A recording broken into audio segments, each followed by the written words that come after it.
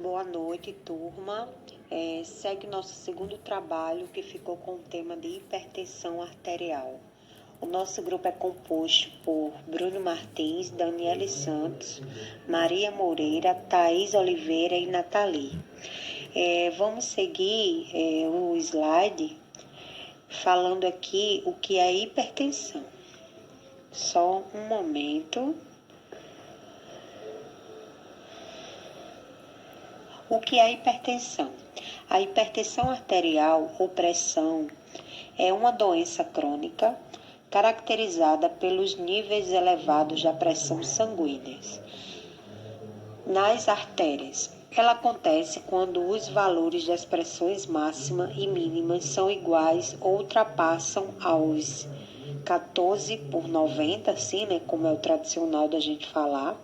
Pressão alta faz com que o coração tenha que exercer um esforço maior do que o normal para fazer com que o sangue seja distribuído corretamente no corpo. Ou seja, o equilíbrio da pressão, ela requer um equilíbrio para todo o batimento cardíaco sanguíneo no corpo. A hipertensão possui classificação que varia de acordo com sua gravidade. Normotenso, pressão menores ou igual a 12/8, pré-hipertenso, pressão entre 12/8 ou por 9, hipertensos grau, que é hipertensão entre 14/9 ou 15/9. Hipertensão de segundo grau, né, pode-se dizer, pressão maiores ou igual a 16/10. Vou seguir em diante e passar minha palavra para o meu colega Bruno, que vai falar um pouco sobre as causas. Olá pessoal, aqui é o aluno Bruno Martins, certo? E vou estar falando agora sobre as causas, né, da hipertensão arterial. Então, a pressão arterial, ela se eleva por vários motivos, mas principalmente porque os vasos em que o sangue passa, ela se contraem. Além disso, diversos fatores podem influenciar no desenvolvimento da hipertensão, tais como histórico de hipertensão na família, obesidade, diabetes, dieta rica em sódio, o tabagismo, né? O excesso de gordura no sangue, o excesso de bebida alcoólica, né? O alcoolismo, né? Sedentarismo, o estresse, né? Tudo isso influencia, né, na hipertensão, né? São fatores que influenciam na hipertensão. E os sintomas, né? A gente tem dor na região da nuca, visão embaçada, cansaço, né? A pessoa fica tonta, né? Tem tonturas, sangramento nasal, náuseas e vômitos. Esses normalmente aparecem em casos mais avançados, né? Então, são sintomas da hipertensão arterial, né? Esses que eu acabei de falar. Então, se não tratar no momento certo, né, e de forma correta, a hipertensão, ela pode acarretar diversas consequências, né?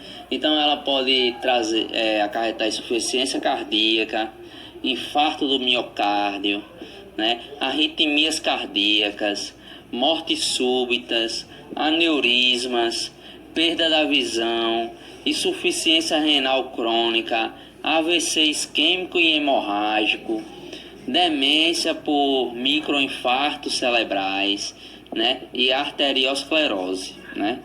E o diagnóstico, as pessoas que sofrem de pressão alta devem ir ao cardiologista, né, uma vez a cada 6 meses, já que possui a pressão normal, uma vez ao ano é o ideal.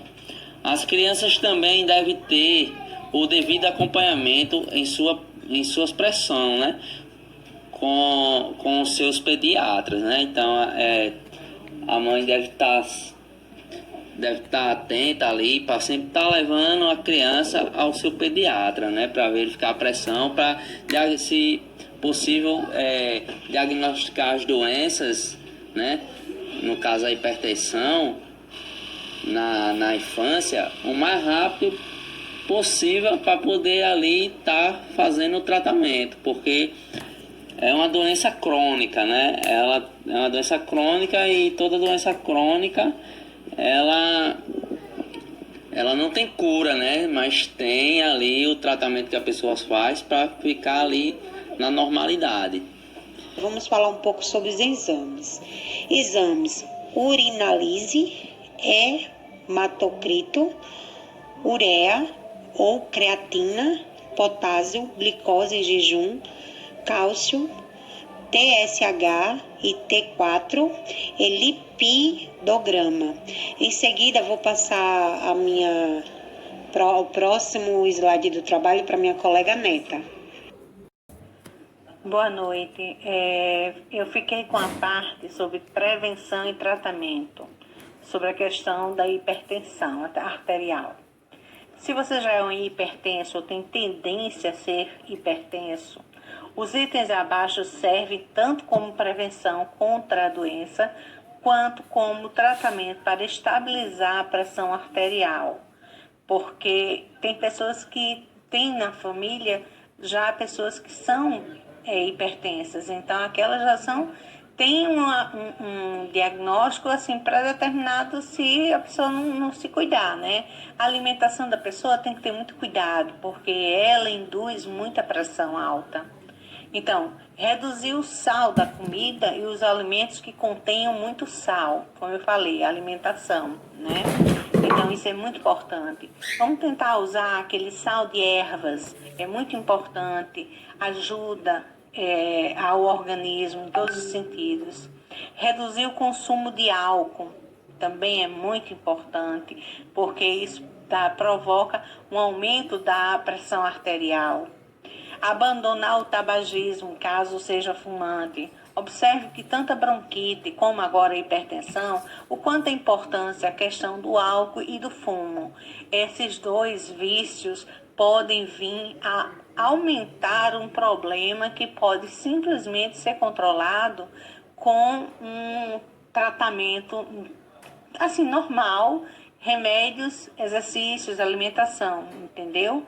Então, é muito importante evitar, exercitar-se regularmente.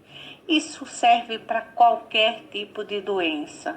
A gente falou na bronquite que a gente precisava fazer, agora na hipertensão também precisamos. Mas eu tenho pressão alta, não posso. Então, existe alguns tipos de exercício que você pode. Quando você for ao cardiologista, ele indica qual tipo de exercício você pode vir a fazer, entendeu? Controlar as alterações das gorduras sanguíneas. Não comer gordura, aquela picanhazinha com gordura, vamos evitar, né? Porque aquilo dali também é uma coisa muito grave, um problema muito sério. Porque se você tem pressão alta, tem gordura nas artérias, o que pode vir a provocar? Um AVC. Uma quase certa você tem um AVC nesse sentido, né? Um derrame por esse tipo de problema, certo? Enfim, tem muitas e outras coisas que a gente poderia fazer para tentar evitar a hipertensão, entendeu? Mas a gente citou só algumas. Eu espero que a gente tenha colocado, exposto um pouco do nosso trabalho e que vocês tenham conseguido entender um pouco sobre o que é hipertensão. Obrigada e boa noite a todos.